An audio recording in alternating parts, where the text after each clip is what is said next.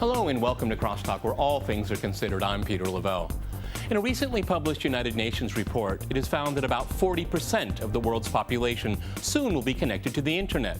The report praises the growing possibilities for commerce, education, and communication.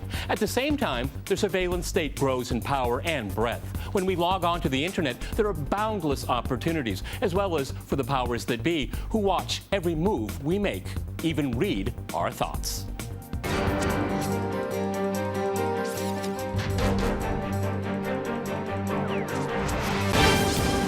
To CrossTalk the control of the internet, I'm joined by Bracey, Sutton in Washington. She is the education director at Wired Safety. Also in Washington, we have Ray McGovern. He is the co-founder of Veteran Intelligence Professionals for Sanity. And in London, we cross to Jim Killock. He is the executive director of the Open Rights Group. All right, folks, CrossTalk rules in effect. That means you can jump in anytime you want, and I very much encourage it. Ray, if I go to you first in Washington, all the major internet groups from ICANN to publicly traded companies, communication companies are all saying the same thing. They want to free themselves of Washington's influence and the NSA.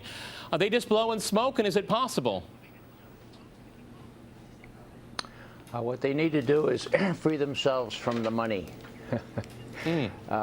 People are incredibly naive in trying to figure out why places like the major internet companies and the major telecommunications companies cooperate with the government. It's for the money. And so unless citizens rise up and say, look, you know, we insist on our privacy, and unless the younger generation, and there are hopeful signs there, the younger generation without whom government surveillance and intrusive techniques cannot happen, unless they fold, unless they just kind of give up the fight, the people like James Clapper and Keith Alexander are in deep trouble because they can't function. They can't possibly fulfill what they see as their mission, that is to snoop on everyone on the planet, without the help of highly technical people who, alas, also have a conscience. Witness Edward Snowden. You know, Bonnie, you know, we've heard, before all this happened with Snowden, I think all of us wanted to believe that our privacy was being respected by Facebook, Google, Microsoft, et cetera, et cetera. And they, when this whole story broke, they were very timid about talking about the relationship with the NSA. And now they come out and say, we want to protect your privacy. Why should we believe them now?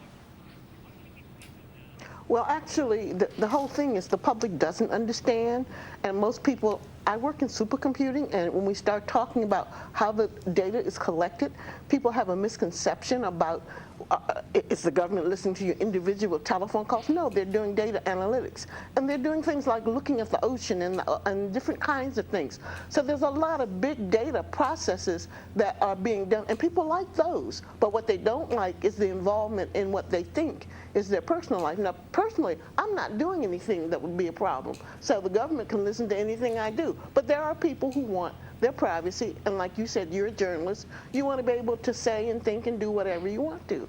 But all of this new technology comes with the caveat. That is that there is data that is collected.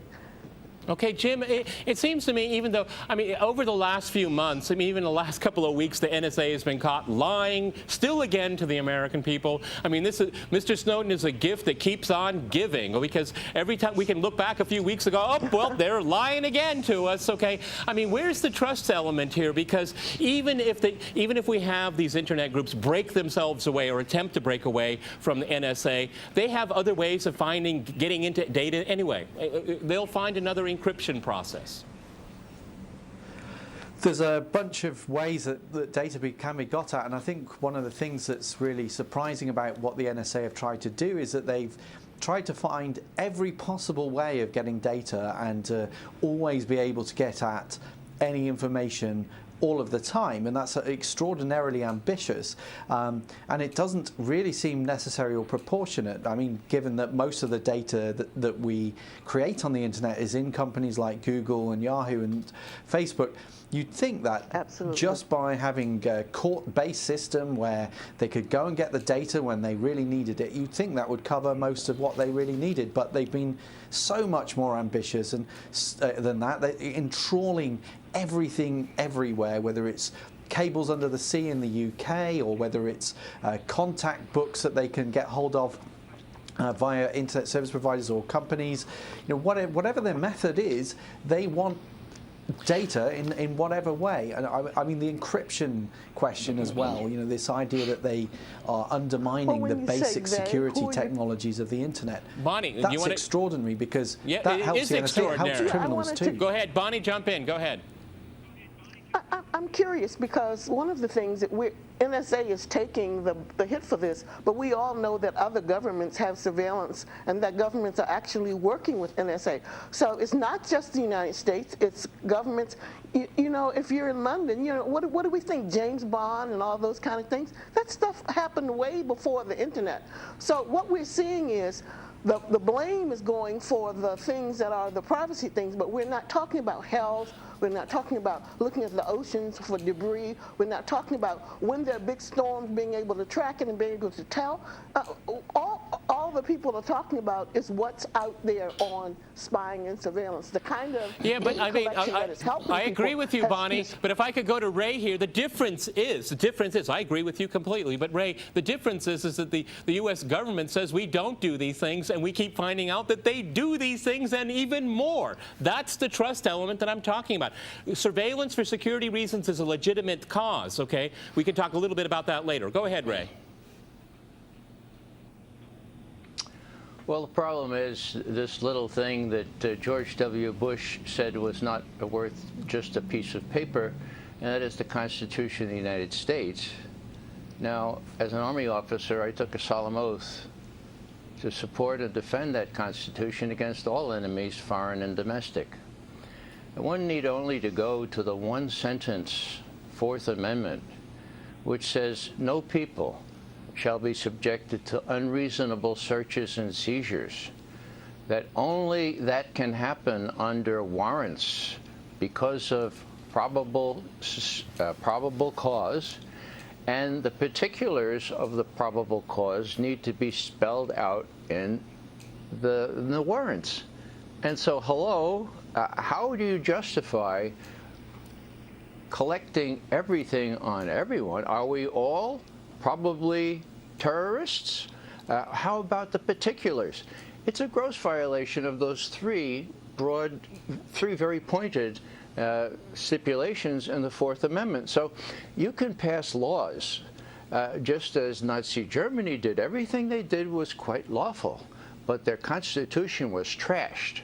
And that's why we, my colleagues and I, and Sam Adams Associates, we feel very strongly that this oath we took to protect and defend this Constitution, which has no expiration date, by the way, that we need to speak out now, because the government is very, very clearly violating the Fourth Amendment, the Fifth Amendment, the First Amendment, all kinds of amendments, and it's happening under Barack Obama as well as George W. Bush. Jim, the Internet Corporation for Assigned Names and Numbers, ICANN, they're standing up right now, but they have a relationship with the Department of Commerce. So, Jim, I mean, this is in the den of the devils themselves here. I mean, how do they work their way out of it, and will the U.S. allow them to do that?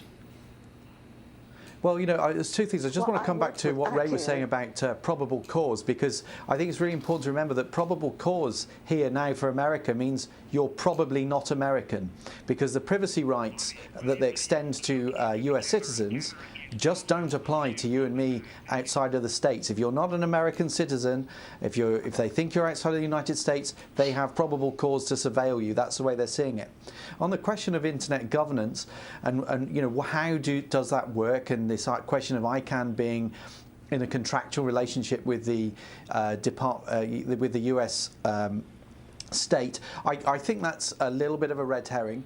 I think the really important thing here is that internet governance needs to be outside of the control of governments. It needs to be transparent, and it needs to involve citizen groups, what they call the multi-stakeholder model. That basically means everybody from companies through to citizen groups through to governments have a say in deciding how the internet works at a technical level. But you can't have governments deciding that themselves, because guess what? They'll get all the sort of things we've been hearing about from Edward Snowden. They've been quite difficult to implement. If governments get to decide how the internet works, they'll build all that right from the start. Well, but that's what they're doing, Bonnie. I mean, if you look at the United States, they see the internet as a strategic asset here. They're not going to compromise with NGOs and individuals and small companies. They don't like to operate that way. Certainly not. And the problem is that the level of expertise is different in every country. And different countries have a different way of looking at it. We went back to this thing about the Constitution. I'm not a lawyer, but I know one thing. In the United States, the subject of the Constitution depends on who you're talking to. But let's get out of it. I am not a lawyer, but people interpret the Constitution in many, many different ways. And one of them is to protect. And so some people would say to you that the purpose of that is to protect and inform. I live in Washington. I was here during the 9/11. I was here and watched people jumping from the building. So I'm sure that my interpretation and my understanding and my thinking about it is very different from someone who's never been affected. Okay. You know, Ray, I've often reflected upon how Barack Obama is an expert on constitutional law, and he's devoted his entire time on the White House to get around the Constitution. Well, he's outdoing George Bush in that respect. We had people in Moscow with me last week, two of whom, Tom Drake and Ed Snowden, have been subjected to charges under the Espionage Act of 1917. The first person subjected to those charges was Daniel Ellsberg, who became a hero. So Obama has prosecuted more people under that act and more people for whistleblowing for legitimate reasons than any other president, all other presidents put together. And the most recent one, Thomas Drake, who was subjected to 4 years Ray, of let me jump in here. Ray, we have to go to a short break. And after that short break, we'll continue our discussion on the fate of the Internet. Stay with RT.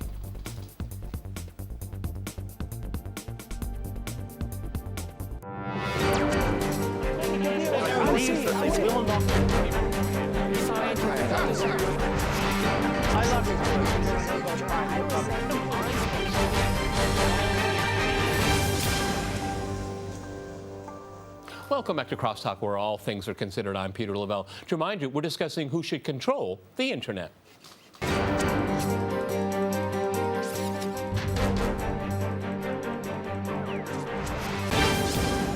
Okay, Jim, I'd like to go back to you in London. We've learned over the last few months that the NSA does not only spy on people around the world, it spies also on Americans.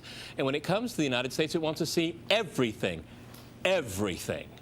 And it's quite interesting when push comes to shove, the NSA has been able to mildly prove with circumstantial evidence that's foiled 2 terrorist attacks on the United States, considering all of the data that is being collected.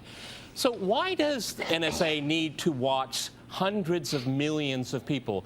Is it really looking for terrorism, or is it just watching to watch sake?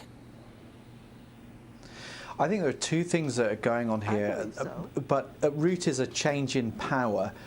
What is going on, I think, is that for a start, these agencies and politicians are very persuaded of the idea that if there are terrorist atrocities and there's anything at all that they haven't done, that they'll get blamed. So they better just do everything possible, no matter how inappropriate that is. And I think the second thing that's going on is that the agencies themselves see that they can manipulate politicians in this way. And if they just lay the possibility of politicians being blamed and put the dead bodies from the future at the feet of the politicians of today, they basically get their way. Okay, Jim, so but Jim, if I can add, can I add to that? Jim, can I add to that? And think of all those huge budgets. Wow, the NSA, you never say no to the NSA when it comes to budgets. Remarkable how what you've just said in the budget issue connect very well. Ray, you started out with money. I mean, that's kind of interesting, isn't it? I mean, you want to have blood on your hands, you have to give us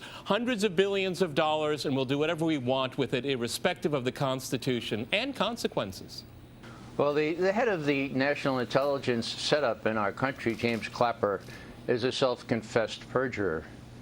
He told Congress what he later called clearly erroneous things under oath. His assistant, or the head of the NSA right now, and also head of cyber warfare, Keith Alexander, has a long record of not telling the truth. He lied even before James Risen revealed the extent of NSA surveillance. Now, Alexander pretended that there were 54 terrorist cases that affected America that were foiled, that were thwarted because of NSA's collection. Turns out, under oath, he had to admit, well, maybe one. Somebody said, well, possibly two. Well, it turns out to be one. Maybe two. And it's nothing. It's somebody sending a couple $1,000s to a terrorist group in Somalia, I think. So there are a whole bunch of lies here, and they have to be lies because they're unconstitutional on their face. And now I think people like Patrick Leahy and others are beginning to feel the heat from the people who don't want to be subjected to these lies. If you're going to do this kind of thing, you should level with the American people. That's clearly what they're not doing. The president, does he know? Is he lying deliberately? Or are they giving him what's called plausible denial? Do they not tell him these things? I suspect that might be the case. Otherwise, why would Barack Obama put himself in the position of telling untruthful things to the American people, which he has consistently done during this latest series of issues? Well, and Ray, you were in Moscow last week, and I'm sure Mr. Snowden has some more surprises for Mr. Barack Obama on this issue here. Bonnie, I'd like to go back to, again, it was mentioned in the program, and I think it's really important, is, the governance of the Internet. I mean, is it really plausible that independent groups and watchdogs, real independent watchdogs, can get their hands back on the fate of the Internet? Or do we have to resign ourselves that it's always going to be trolled by the NSA and other governments in the world? The Internet is not controlled by NSA. The Internet is controlled by the people who use it. And there are really clear examples of all kinds of positive kinds of things that happen.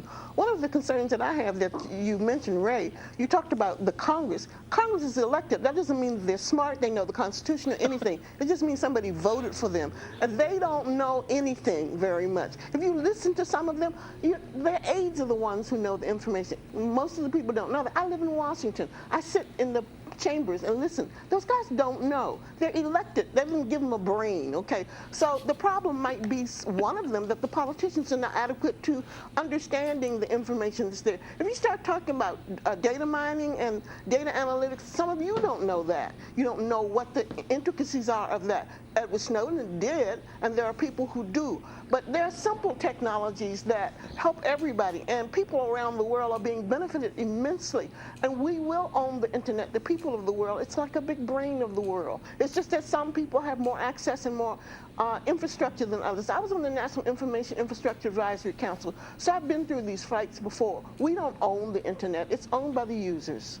Ray, but it seems like the Internet is the perfect weapon that governments can use to spy on us. That's what this whole scandal is all about, and being able to do it against the law, by the way. Well, in large measure, it's the technology that's driving all this. We can do this. It's easier to collect everything on everyone than to target collection. It really is. We have these great big warehouses where we can store all these little thumb drives. So it's the technology driving this without any heed to the Constitution of the United States, to adult supervision asking, well, does this really help us prevent terrorists? Now, it might help us figure out who the terrorists were associated after the fact, but why didn't it prevent Boston? Why didn't it prevent Detroit? Why didn't it prevent Times Square? I mean, those are questions that should be asked here. These kinds of blanket collections have no capability of preventing such events beforehand, and that's the name of the game here. Jim, let's go back to getting ownership back here. I mean, after these scandals here, and I think we're going to hear a lot more in the months ahead. I mean, again, I want to stress how to get back more neutrality to the net, because from my understanding, that was the great hope of the Internet, was its neutrality and equal stakeholders here, and we've certainly got away from that. I'm looking at the companies, just not NSA. I have a lot more anger towards the companies for abusing the privacy of citizens and consumers, because it's always easy to blame the government, but these companies went along with it. This is where the pressure should be. Jim in London, go ahead. Yeah. So I think there is something that they really badly got wrong, and that is after the Foreign Intelligence and Security Act, which gave the government permission to just mandate itself to do whatever it liked in the States for data collection. And given what was clearly going on in the United Kingdom, where the Regulation of Investigatory Powers Act has been used to mandate control, this massive data hoovering just off our border, when the company started to realise that was happening, they should have said very clearly, our laws are not adequate to deal with these problems because they can be abused. In both cases, they were kind of sworn to secrecy, and certainly in the United States' case, they've created a legal regime where nobody can talk and everyone is compelled to lie about what's going on, and that's what's created a lot of the problem. But they could have said, I don't think these, we as companies are worried about how these laws could be abused and they should be reviewed. And that would have allowed us to have a conversation without them breaking the law. But in effect, by not doing that, they did go along with the government, and that's terribly wrong. It's interesting, Ray, if I'm not mistaken, Twitter said no, and it still exists, doesn't it? Yes, and going way back before 9/11, Quest, one of those big telecommunications companies, said no. And what happened? Yep. The CEO is still went to in jail. So there's a very repressive, the repressive conditions here are amazing. Okay, Bonnie, you want to jump in? Go ahead. I think the point that you're missing is that the technology is always emerging. Every time you do something, every time you create a product, there are ways that change how the internet is being used. And that's a leap for the countries too. Not just the United States, anyone using. I worked down in Brazil sometime in Pernambuco, where they're doing things with Motorola. Every country has a stake in the internet because of the way it's used in the country. And one of the things that no one is saying is that the things that happen that are good, we don't talk about those. We're only talking about surveillance. And yes, the companies collect more data than the United States does. I mean, all you have to do is Google a wheelchair, and then every 5 minutes you get an ad for a wheelchair. What's that all about? Okay. Yeah, but Bonnie, if I can go to Ray, I'm not afraid of wheelchairs, okay? I'm afraid of drones, okay? And that's what the U.S. government has. Ray, go ahead. Yeah. We had the previous head of the CIA and NSA, Michael Hayden, suggest very clearly that Ed Snowden be put on the kill list for assassination, quite clearly by drone. The height of irony is that Edward Snowden is in probably the safest place for him on the face of the earth, because the United States is not going to violate Russian sovereignty by shooting a missile from a drone at him or send in SEAL Team 6 or whatever. Now, what's happening and what's really bothering me here are the big lies. They continue. Dianne Feinstein, who herself is complicit in this whole arrangement, just like Mike Rogers on the House side, they're complicit. What she says, oh, if we had this before 9/11, it would have been prevented. Just the opposite is true, and all one needs to do is go to Colleen Rowley's testimony from the FBI showing that it was a lack of sharing, it was a lack of opaqueness, or a lack of transparency, actually, that contributed to the fact that these things weren't sorted together, the dots were not connected, stovepipes were in existence, and it's just the opposite of what Dianne Feinstein is saying. And she should know, and she does know, that if she is not telling the truth, she is not even saying the I'm afraid we've run out of time, and that's what happened when you clever. trust politicians here. Many thanks to my guests today in Washington and in London. And thanks to our viewers for watching us here at RT. See you next time, and remember, CrossTalk rules.